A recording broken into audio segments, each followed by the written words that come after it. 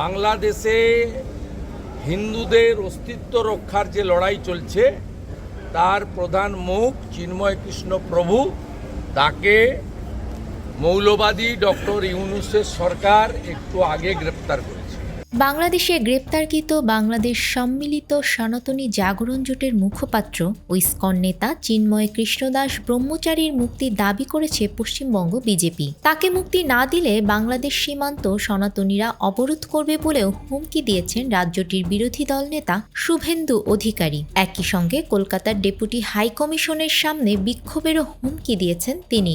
সোমবার রাতে এক প্রতিবেদনে এ তথ্য জানিয়েছে ভারতীয় সংবাদ মাধ্যম দ্য ওয়াল।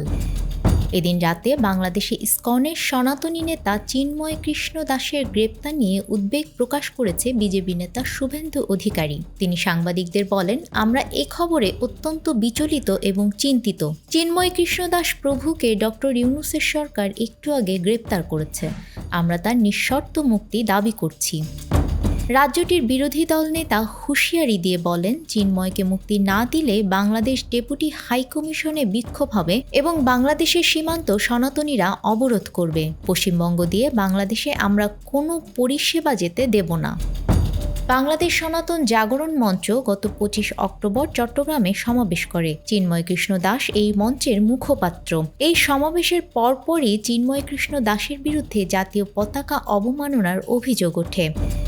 এরপর গত 30 অক্টোবর নগরীর কোতোয়ালি থানায় ফিরোজ খান নামে এক ব্যক্তি চিন্ময় দাস সহ 19 জনের বিরুদ্ধে মামলা দায়ের করেন।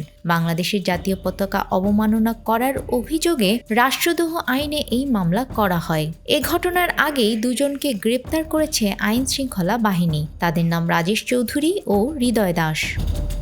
মামলায় আরও যাদের বিরুদ্ধে অভিযোগ উঠেছে তারা হলেন ইসকনের চট্টগ্রামের বিভাগীয় সাংগঠনিক সম্পাদক ও পুণ্ডরিক ধাম মন্দিরের অধ্যক্ষ চন্দন কুমার ধর প্রকাশ চিন্ময় দাস ব্রহ্মচারী, চট্টগ্রামের হিন্দু জাগরণ মঞ্চের সমন্বয়ক অজয় দত্ত, নগরীর প্রবর্তক ইসকন মন্দিরের অধ্যক্ষ লীলা রাজদাস ব্রহ্মচারী, গোপাল দাস টিপু, ডাক্তার কথক দাস, প্রকৌশলী অমিত ধর, রনি দাস, রাজীব দাস, কৃষ্ণকুমার দত্ত, জিকু চৌধুরী, নিউটন দে ববি, তুষার চক্রবর্তী, রাজীব, মিথুন দে, রূপন ধর, রিমন দত্ত, সুকান্ত দাস, বিশ্বজিৎ গুপ্ত, রাজেশ চৌধুরী ও হৃদয় দাস।